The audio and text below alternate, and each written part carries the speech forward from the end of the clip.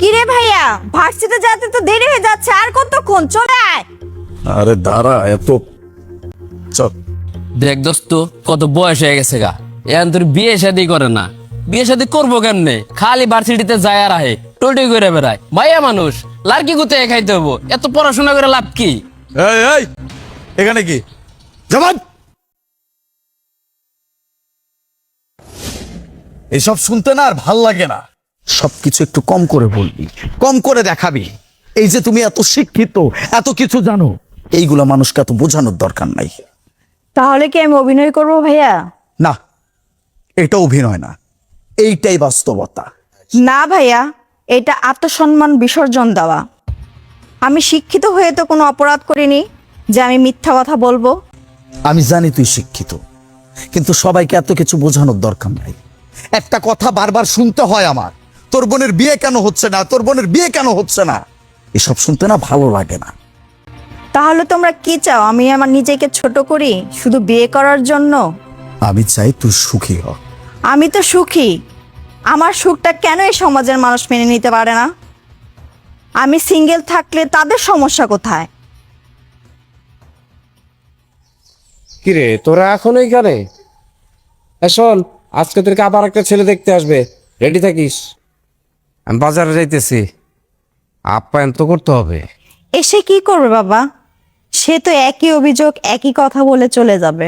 মেয়ের পড়াশোনা বেশি, মেয়ের বয়স বেশি। এত কথা বলিস কেন? রেডি থাকতে বলছি, রেডি থাকবি। মেয়ের বিয়ে হয় না সেই টেনশনে বাঁচি না, আইসে বড় বড় কথা নিয়ে।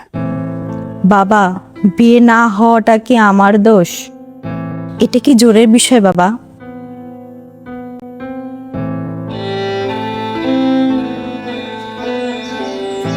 চল।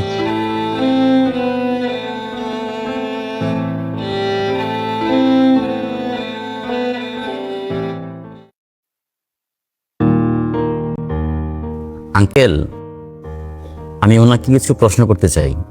তোমার যত প্রশ্ন আছে তুমি করতে পারো বাবাজি। আমার মেয়েরে তুমি যে কোনো প্রশ্ন তুমি করো। আচ্ছা, আপনার পরিচয় কি আপনার ডিগ্রি নাকি আপনি নিজেই? দুটোই আমার নিজস্ব। অনেক মেয়েকে দেখেছি বিয়ের পরে বদলে যায়, আপনার ক্ষেত্রে কি তাই হবে? আপনি কি আমার সংসারকে শোভা দিতে পারবেন? আমিও তো অনেক ছেলেকে দেখেছি বিয়ের আগে এবং কি বিয়ের পরে সম্পূর্ণই আলাদা।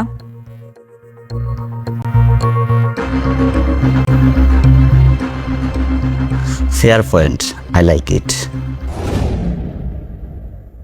আমি এমন কাউকে খুঁজছি যে নিজের জন্য লড়াই করবে। আত্মবিশ্বাসী একজন মানুষ খুঁজছি আমি, যা আমি আপনার মাঝে খুঁজে পেয়েছি।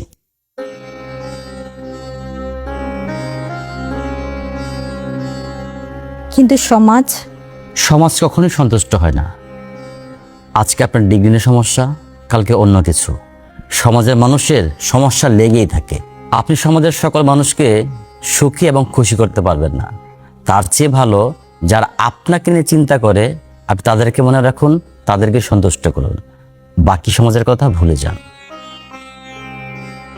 ভাইয়া, আমার কিন্তু ভাবিকে অনেক পছন্দ হয়েছে। যদি তোমার অমত না থাকে, আমি ভাবি হিসাবে ওনাকেই চাই।